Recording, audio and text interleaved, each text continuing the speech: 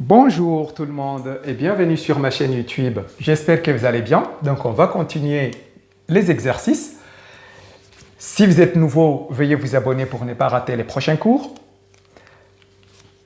Le système que nous avons aujourd'hui à résoudre, donc c'est un système d'équations à deux inconnus qu'on va nommer S.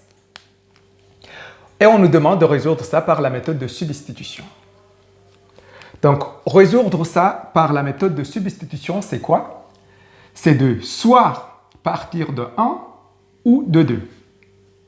C'est-à-dire mettre soit x ici en fonction de y, donc écrire x en fonction de y, ou isoler x en fonction de y dans 1, ou y en fonction de x, ou partir de 2, mettre ou écrire x en fonction de y, ou y en fonction de x, comme vous voulez. Mais regardez très bien, si on part de l'équation 1, on aura des fractions. Donc, ça va compliquer ou ça va faire à ce qu'on fasse beaucoup de calculs. Mais si vous partez de 2 et vous écrivez y en fonction de x, ici, le coefficient est 1. Donc, on n'aura pas de fractions. Donc, ça sera simple. Donc, nous, on va partir dans 2. Dans 2, qu'est-ce que nous avons? Dans 2, on a quoi? On a 2x plus y plus 1 qui est égal à 0. Cela implique quoi? Cela implique que y est égal à moins 1 moins 2x. Maintenant, le système S devient, quand je vais nommer S', sera quoi? Sera égal à quoi? Donc, l'équation A n'est pas changée, donc ça reste 3x plus 2y moins 3 qui est égal à 0, mais l'équation 2 devient quoi? Devient y égale moins 1 moins 2x. Moins 1 moins 2x. Maintenant, dans ici 1, ici 2, qu'est-ce que nous allons faire? On va maintenant remplacer y par sa valeur dans 1. Donc, dans 1, qu'est-ce qu'on va avoir? On va avoir 3x plus 2y. Mais si vous avez 2y, c'est-à-dire que vous avez 2 fois y.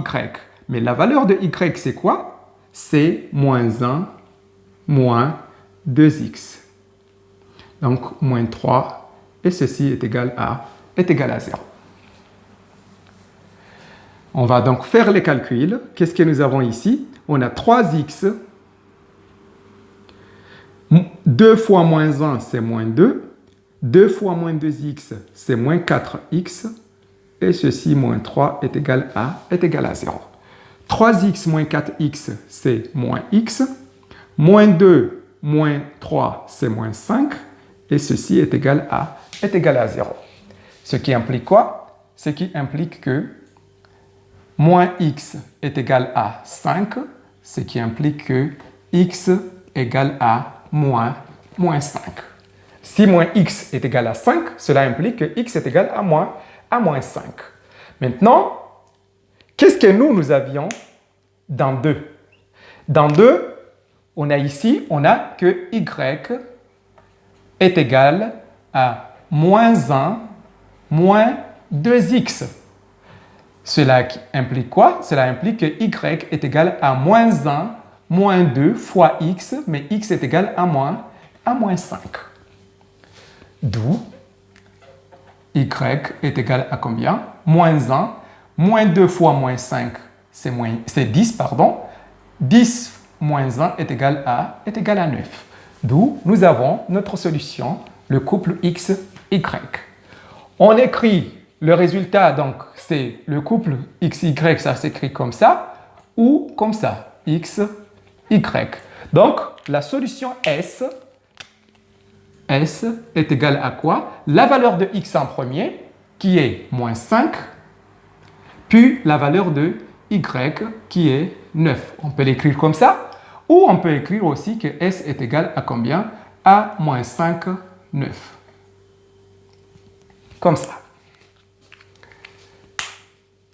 Donc, n'oubliez pas que ici, choisir le quotient 1 ou le quotient 2, ça c'est votre choix.